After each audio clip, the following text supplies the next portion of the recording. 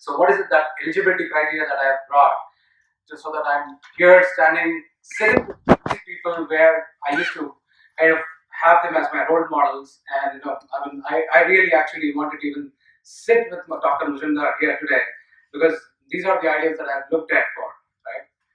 So what I'm going to present today is probably my resume, a little bit of experience, and my learnings, my theories of learnings, and with a practical point of view. All the way, as said in a brief introduction, I wanted to be a fighter pilot. Always wanted to be in the defense. Never ever wanted to, in fact, do a service industry job. So I did my.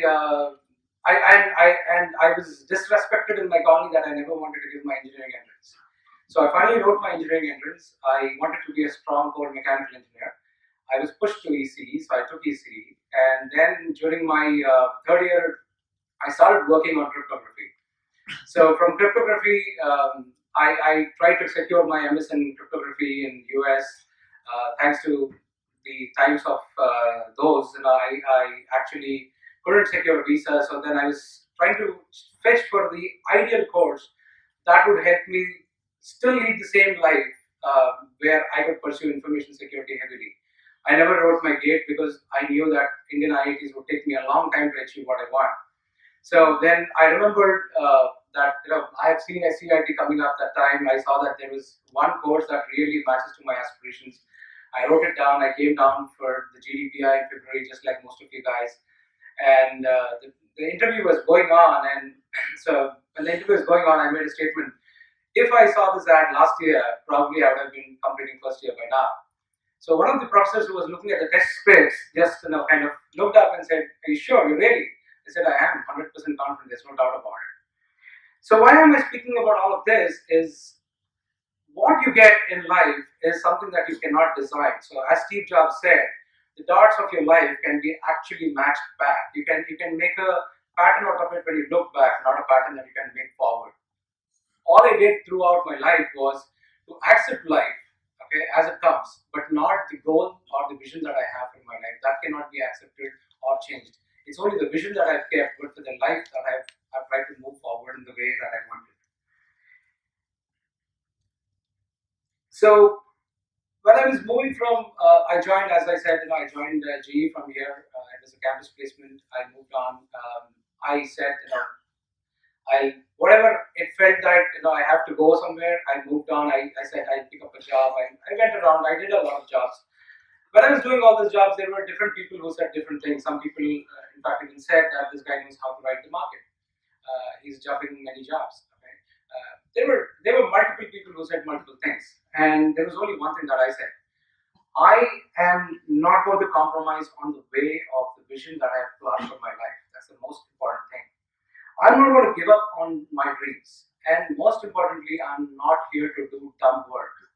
I will do quality work, that will change basically the way of life is being done every day. Probably that might be minuscule that day. That might be a big thing that had to be done. Whatever it is, the way to change the way it is being done, to do it smartly, was something which I always wanted to do.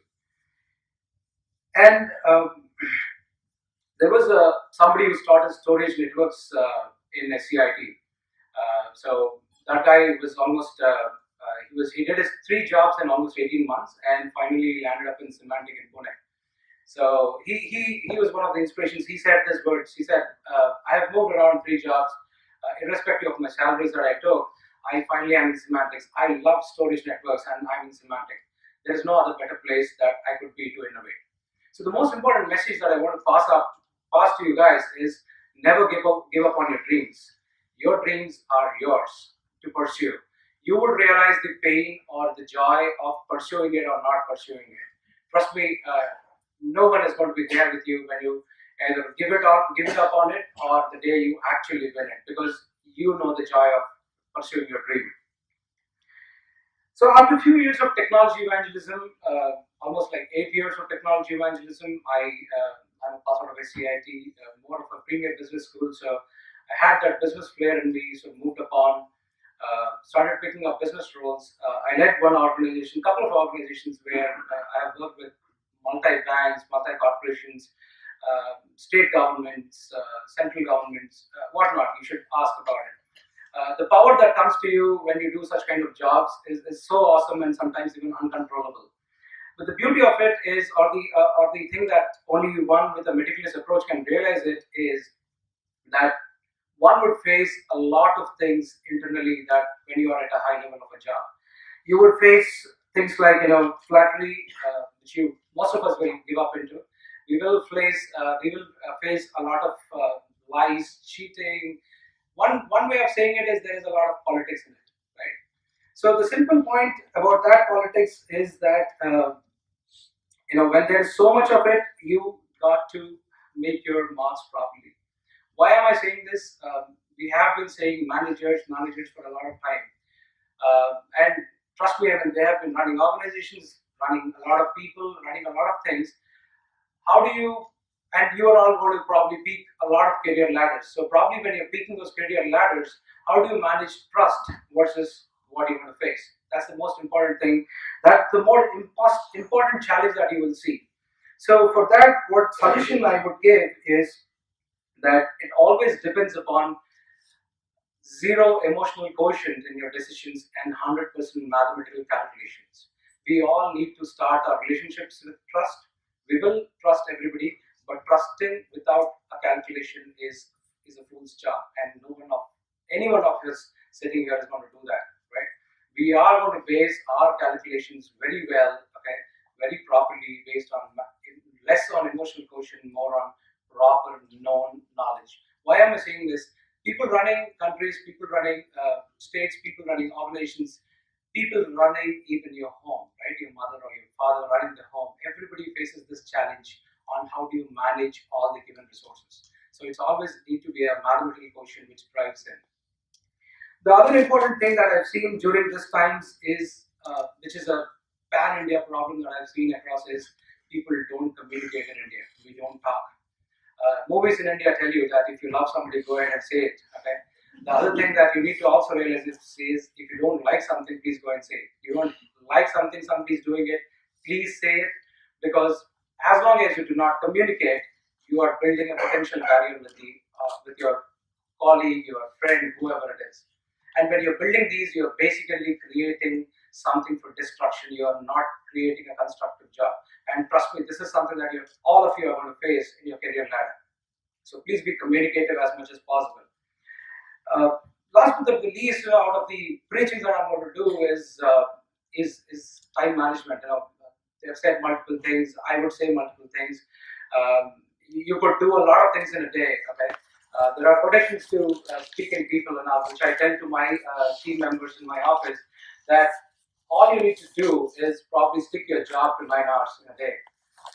There are quotations, there are things that you need to learn in life, like play to win, win to play a music instrument, learn things in life. You got to do all of this when you do compartmentalization of your life. Okay? These are things that have been taught here, will be taught to you. These are things that are taught to in books like Dale Carnegie's books. Everybody is trying to teach you. I mean, all three of them, today me, I mean, probably your parents from their childhood, everybody is trying to teach you the same thing. That timetable, that 7 days of timetable with 7 hours a day, is something that you got to plan very, very well. And the beautiful part that I think probably one of the only organizations like Symbiosis teaches you is how effectively you will manage it, because you lose 9 hours to your sleep, right? So the thing that we learned here are some techniques like yoga nidra, some techniques like meditation, etc. So you cannot make 24 hours multiplied by any number other than 1. So you only get 24 hours back in your life. So you sleep less and sleep effectively. Doctors say that you got to sleep 9 hours a day, 8 hours a day. There have been seniors of mine who by yoga nidra used to do only 1 hour sleep a day, and rest of the 23 hours were utilized. We hardly have time given the traffic and all the things that we have in life. We hardly have some time. So that time got to be used effectively, right? So these are some of the teachings that I have. But coming back to the nostalgia, I also want to kind of introduce few personalities here. Why am I doing that? You would probably realize it at the mid of your journey here at SCIT or a little later. These are some people that I have learned things from. So one of them is Mrs. Savita. Okay, so there were days, you guys are too young probably to have seen the Raman Sagar Ramayana. So in the Ramayana, there used to be that the guru's wife who used to sing the lullaby in the night, for all the kids. So while singing that, every kid could see their mother in that guru's wife. Okay, so that is going to happen to all of you when you're here with Sarita. 90% of you are going to feel that she's almost your mother or your sister, and the rest of the 10% are going to feel that she's your best buddy that you've had. And finally, what happens around the April time frame is that my Facebook gets inundated with her getting tagged in all of the pictures that you post. Right. So this is a place that has given me all this family, and these are more nostalgic moments that I would like to recollect. One person who's probably is at a different location deputed in Symbiosis that I would love to remember here is Kallan Mohan. So Kallan Mohan was the administrator of this campus. He, according to him, or his birth certificate is getting aged, but he gets younger moment by moment. And I've been telling everybody in the management that all the people who have experienced this campus under him, owe our joy, our celebration, our way of getting together to him. He's an amazing guy. Similarly, I would love to remember one more professor of ours, who taught accounting to us, is Mr. Sirish Bhagirwadi. I'm still the member here. Probably you will be taught some of the lectures here. There's one censored, quotation that he always gave to us. If you can't avoid something, you better enjoy it. So you really got to enjoy it. And some of the things that I would also love to tell you from a teaching perspective is. When I was here, we had a director called Ms. Kali. So Ms. Kali gave us, at least I remember, a couple of things from her. Those couple of things are one, she said, placement is always a byproduct of your knowledge. Okay? Placement is not the core objective of why you're here. Okay? It's the most important thing that she has taught us. Okay? So what we are preparing here for us to make ourselves as strong citizens. We are not here to make ourselves just to get placements here. The director of HR from Cognizant, who was just next door, dropped in a couple of days before the first company came in, and he said, trust me, every job that you get probably is actually a suit to you. So every job that you can perceive, every job that you can feel that it is actually good, if you can give it your 100%, you will actually see a career. You will actually see a great career out of it. And every time you try to grow in your life, especially when we are saying that, okay, you raised your arms for technology, Madam has said you should look for startups. A lot of things have been said, but the most important thing that you need to understand, which Sam Pitroda standing on the same stage and me sitting there told, was technology is not adopted by people. Okay, the technology should adopt to people. Okay, your technology should go and adopt to people. People will not ever adopt technology. So the most important point in life is to pick up those thin lines, those changes, the small changes that you could do for very ordinary citizens in life will actually be a wonderful business concept. Okay? It is not that you actually think of a big $5 million or a $50 million at the end of the day and try to make a business model out of it. No, you actually pursue your passion to deliver that small change, which can see a sea change for people like downtrodden people, for a lot of people who need a lot of things.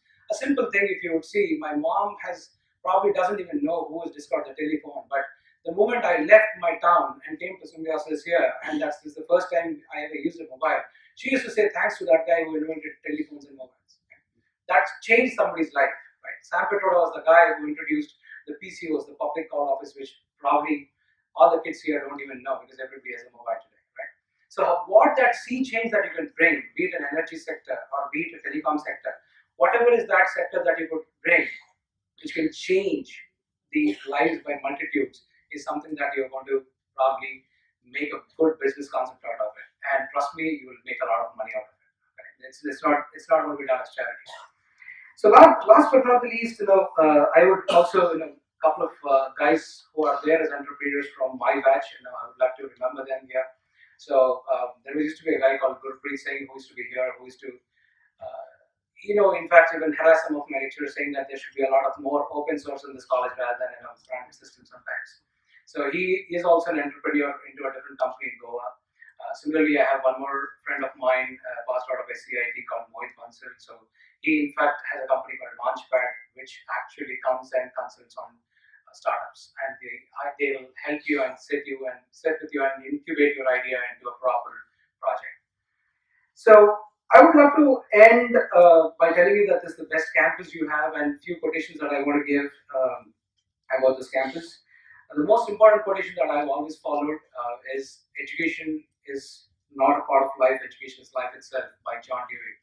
Trust me, you're a learner till the end of your life. As long as you're there, you're a learner. One more thing that I always believed that everybody should be taught across is Dharma Rakshita Rakshita. You should believe in your ethics that you're sticking to when you are doing whatever you want. It's easy to get lured into many things. So don't get lured into, stay with your Dharma, stay with what you want to do rightfully in this world. A few more things. I really wanted to say this, after Dharma, that please drive carefully and please follow the traffic regulations. And one more thing that I wanted to really tell you today is I was born and brought up from Visakhapatnam, so there used to be only one train that used to come all the way from Bhubaneswar till Mumbai, and that train used to kind of land in Pune by around 1:30. So 1:30 in the night. So we had to literally, I used to wait till like 4 o'clock, 4:30 for even the auto rickshaw guys to start. So one day I was sitting there and we were getting chatty with another guy sitting near my passenger. After a long chat, he gave one beautiful quotation which I would love to share with you. Jindagi jiyo, kaato mat. So you got to live your life every day, like every moment. Spend your life, it is valuable, you don't get it every now and then. Okay. And last but not the least, not to be a racist remark, but there's a remark saying that you can get a Bihari out of Bihar, but not the Bihari of that Bihar guy, right? So similarly, once you're part of Symbiosis, you may leave the campus, but you'll always be part of this awesome family, and which I am also part of. So I was saying that I'm never a guest here. No, I'm always the host. I used to stand here. So I used to be the media committee guy, so I used to stand here. So I'm feeling nostalgic to stand here. I wish you all the best. Okay, have a great life. Live life king size. Right. Have a great.